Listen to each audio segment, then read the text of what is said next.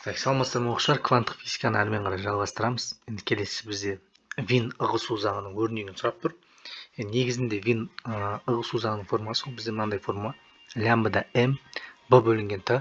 Осыны жаттап алу керек. Яғни лямбда дегеніміз ол жай ғана б бөлінген т. Көбінесе kesетін негізінде осы ғана. Бірақ енді мына жерде бір форма бар. Виннің ығысу заңының өрнегі жиілікке қатысты, соны жаттап алсаңыздар, бұл жерде бізде а нұсқасы болады. Енді бұл қайдан шықты деген сұрақ қой, бұл жақта v1 деп тұр, көріп тұрсыздар ма?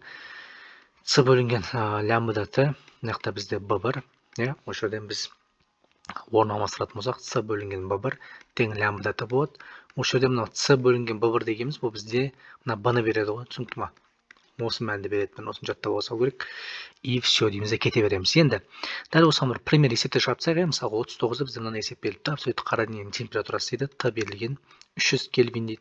Потом барып, оның энергетикалық жарқылардың спектрлік тығыздығының максимум толқынсыздығын табыңыздар дейді. Максимум деген сөз, лямбда м деген сөз. Формасы көрсем, қарапайым, ешқандай қиын дүние жоқ. Бұны келеміз т-ға бөле саламыз, яғни 2-де 9, міне мынау тұрақты мәні 10-ның минус 3 дәрежесін келемізді 300-ге бөле саламыз осында. Так, 2-де 9 бөлінген 300, ол бізде болады 0,0096 и 10-ның минус 3 дәрежесі. Бұны біз қайт жазамыз? 9-да 6 микрометр дейміз де кете береміз. Жауап Б нұсқасы. Так, келесі 35. Абсолют қара дененің энергетикалық жарқылауы берілген. Біз жаңағыдан нені табуымыз керек? Бұл жерде температураны табу. Енді бұл жерде мен алдыңғы сабақта Стефан Больцман тұрақтысын көрсеткен, алдыңғы нұсқада міндетті түрде көріңіздер. Оқта бізде мынандай бір форма бар еді, r тең мынандай сигма көбейтілген т-ның 4 дәрежесі. Мына сигма деп айтып жатырмын, бірақ бұл Стефан Больцман тұрақтысы. Кітапта қате кеткен, баспадан ол жерде бізде 10-ның минус 8 дәрежесі деген дүние бар, өлшем бірлігені мынау. Енді біз температураны табу үшін не істейміз сонда? Бұл жерде нақты көрсетіп кетпей-ақ қойын. Мына форманы аламыз, ол жерден т4 дейміз де, r-ді келеміз де мынаған бөлеміз ғой. И 2 рет түбір аласыздар бұл жерде. Бір қиын жері сол, т-ның 4 дәрежесінен құтылу үшін сондай бір нәрселерге бару керек болады.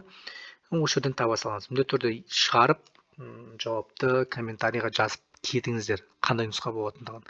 Енді 36. Балқыту пештің абсолют қара денені. Бұл жерде көрсетіп салайын, бір түсінікті болу үшін түбірге аламыз. Мынаяқтан т квадрат шығады, мынаяқтан бір мән шығады, мысалға да а деген. Қайттан түбірге аламыз, и соңында короче т түбір асты амен табылады ғой. Бір мән болып шығады, б болып ба, бір 300 ба, 400 ба деген сияқты. Так, кеттік ары қарай. 36. Белгі мәндері ғана жазайын, көп нәрсе айтып керек емес. Аудан бар 8 10-ның минус 4 дәрежесі метр квадрат. Уақыт бар бізде 5 минут дегеніміз, ол бізде так 300 секунд болады. Бірде сірайға жеріп жатырмын. Энергияны тап деген ба? Окей, температура бар екен еще.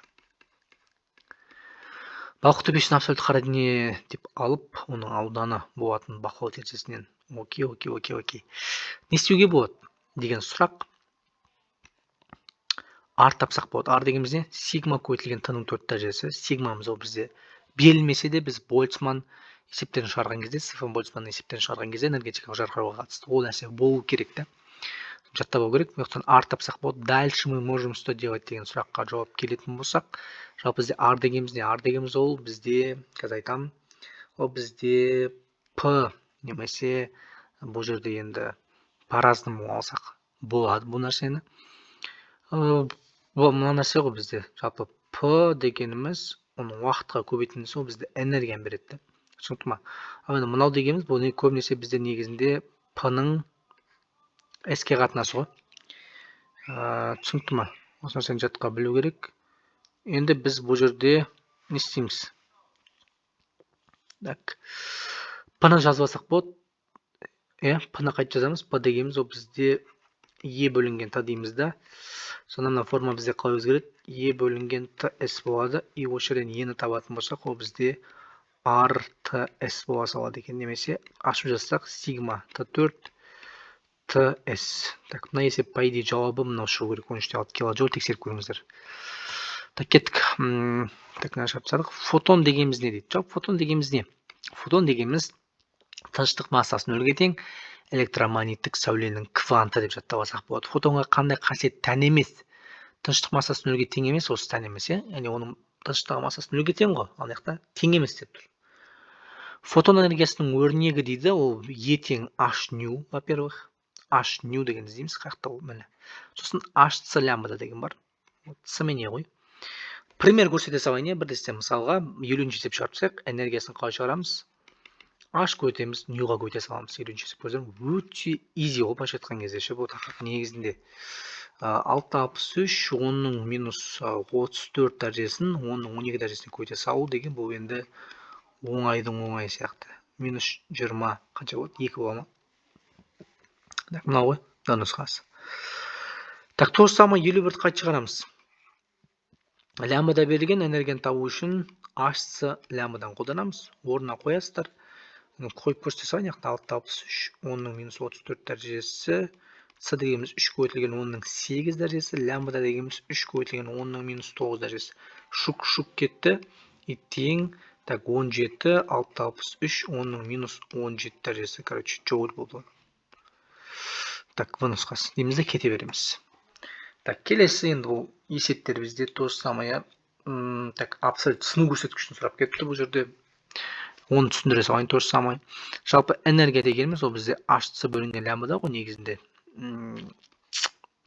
Бірақ, егер бізде абсолют сыну көрсеткішін сұрайтын болса, ол дегеніміз не? Абсолют сыну көрсеткіші дегеніміз ол n бізде, абсолют сыну көрсеткіші. Жазып қойыңыз, сіздерге түсінікті болу үшін. Формула қалай өзгереді? H лямбда n бола салады дейміз. Сонда n-ді табу үшін просто H-ны лямбда энергияға бөледі дегенімізді сонымен аяқтайды екенбіз. Түсінікті ма? Осы формаға салып, міне түрі комментарияға жауабын жазып кеттіңіздер. Ал енді 66-шы есеп то же самое, ешқандай қиыншылық жоқ. Осы форманы тағы да қолданамыз. H лямбда n. Осы жерден бізге нені табу керек? Тоқын ұзындығын табатын болсақ. Лямбда дегеніміз ол H n е бола сала ма? Енді осы біреуін қоя салайық. Жаңа форма біреу қате сияқты деп айтпас үшін, дұрыс екендігін тексеру үшін бір есебін шығарып бере салайын. Просто уақыт көп кетіп қалады. Яғни нұсқа табудың уақыттары негізінде 7-8 минуттан аспау керек. Так, е ол бізде 4-те 4, 10-ның минус 19 дәрежесі дейміз. Есептеп тастайық. Калькулятормен 663 көбейтілген 3 бөлінген 1-де 33 бөлінген 4-те 4 па? Так, 3-те 4 10-ның минус 7 дәрежесі бір нұсқа шығады. Тексеріп көрсеңіздер болады. 3-те 4 шығады нәрде, и 10-ның минус 19 27 минус 7 дәрежесі шығады. Түсінікті ғой.